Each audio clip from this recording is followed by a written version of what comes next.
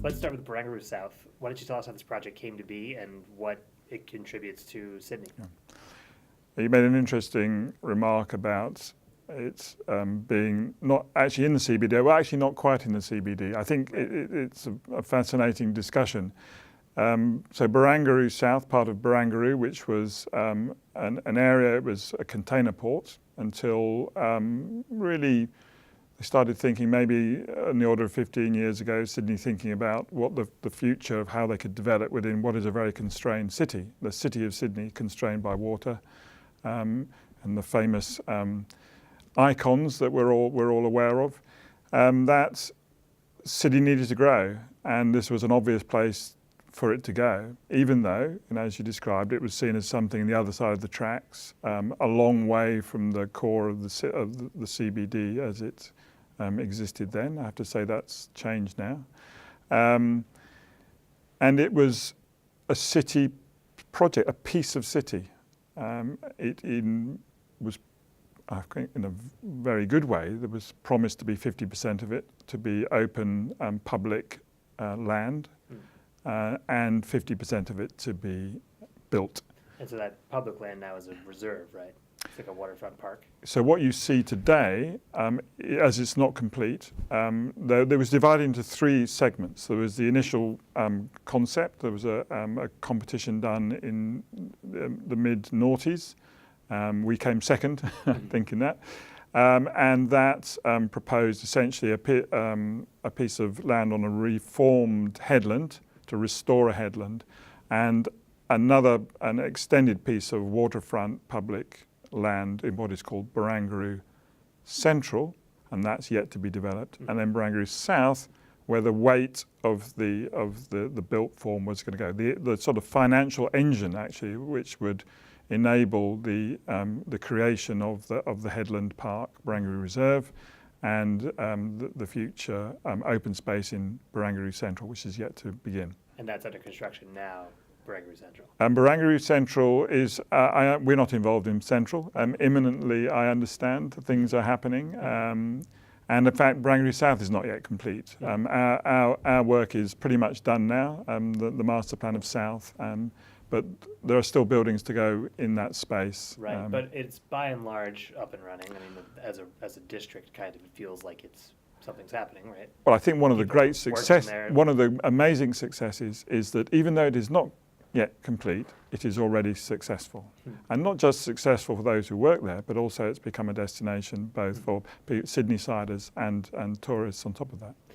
So Barangaroo South has a lot of different parts. It's got a commercial arcade, it's got pedestrian lanes, public art, walkways over the highway, and big towers, and a harbor front. So how does it all fit together? Was there much discussion about how this would all work in concert? I've been involved in the project now for over 10 years, so it took a long time to piece together. It's a huge project and a lot of stakeholders, a huge amount of complexity. The way it comes together, I mean, probably the prime move is to make it a genuine piece of city with streets. A major, I guess, groundbreaking move is to look at the normal hierarchy you see between what you might call corporate identity in the public realm, and how that balance works, and the extent of pedestrianised street. We were very concerned not to deliver just more of the same. What's called sort of plot subdivision, and each developer comes on board and just does their own thing. They have their own front door, their own back door, not really interested in the neighbours. Right. And they might do a building that then says, look at me, and then the one next door does, look at me too, and you end up with, I think, something you might have seen across the world, actually. Right. This, because it was given to one developer, Lend-Lease. This is their town. The approach was to think more about the place they were creating rather than just the buildings themselves. And so the complexity that we've been able to sew together, which would have been impossible under a sort of conventional sort of plot subdivision idea, makes it, I guess, more akin to a city that has been around for a while. key moves were to take all of the back of house areas and have the biggest building on the site is underground. And that has the prime role is to reduce the number of entrances in and out of the ground. You know, conventionally you get an access to an underground servicing area in every building. This has one service access across the entire site. So that allows you to liberate the ground plane for people. And it also means that you don't need streets for cars for every building in the same way as you would normally see them. So we've given over more streets just to people.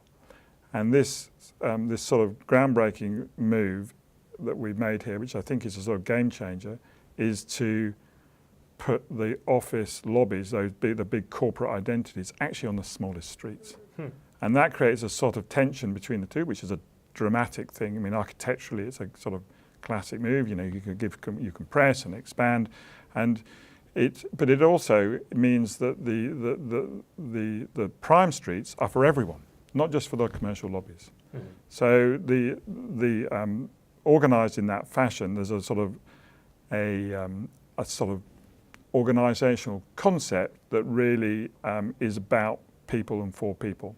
The other important part of this project, and one of the reasons that Barangaroo, the original, you know, Miller's Point and Darling Harbour edge was hard to get to, is the topography of the city. The city sits on ridges, and actually there's a lot of level change between the core city, CBD, and Barangaroo. You're up onto a ridge and all the way back down again.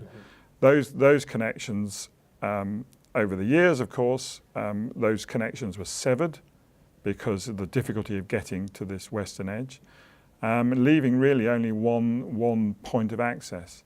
And that point of access generated really the concept of a sort of radial grid into the site. So all spaces are coming back and concentrating on that one point.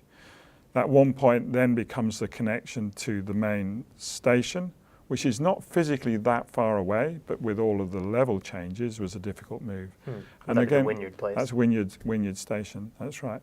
And part of the project has been to really bring one entrance to Wynyard Station right to Barangaroo. So it now has its link, and that is, again, it's a game changer to integrate this this new city quarter right into the CBD. Right.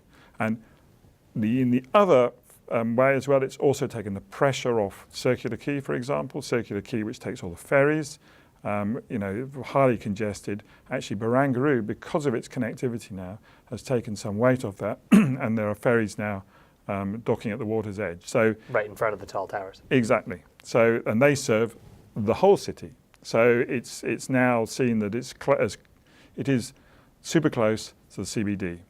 In fact, and these aren't my words, it's been said that it's actually shifted the gravity of the CBD by about one street. And which is right. You know, it sits on the natural boundary of the city and addresses it in a confident way. And therefore the new centre of the city will have shifted slightly. And as you mentioned earlier, half of the whole site of Barangaroo is a park. It's all on the waterfront. So you've got kind of what would otherwise be maybe a almost serene setting, and now you've invited a lot of density into it. How do you make sure that it maintains some level of natural enjoyment or some level of density without being overcrowded? I think that, you know, the question about vitality, density, and the question of having moments of calm and serenity, those things can work hand in hand. In fact, it's the contrast which is fascinating. That dense waterfront, lively waterfront, we've talked about it already, you know, is very exciting. The vitality of it is amazing. The proximity to quiet space is also really important too. And it's having the access to both of those which makes the city, actually it makes this city, it's very characteristic of this city where it works well. Where it doesn't work well is what exists and existed to the south of Barangaroo, which is a sort of suburban waterfront in a sense. It's low scale, not quite dense enough, not quite peaceful enough. Those extremes, I love dense cities. I also love the stillness and the quietness of nature. What I really can't abide is the space in between, where it's a sort of privatised nature, but it's not quite lively enough to be interesting to visit. And which part of the city are you referring to there? No particular part, but I'm just saying that there's a density and vitality come hand in hand, serenity and open space come hand in hand. Australia has some beautiful open spaces, and it also, I think, Sydney and Melbourne in particular are very sort of dense city cores, and they have wonderful qualities. So build on both, but don't destroy both by building in a, I'll call it the word suburban, as a sort of neither urban nor natural setting. You can't really split the difference there. I don't think you can, no. Well, I know that it's done all over the world, of course, but it's very much for sort of personal gain, private gain, rather than communal gain.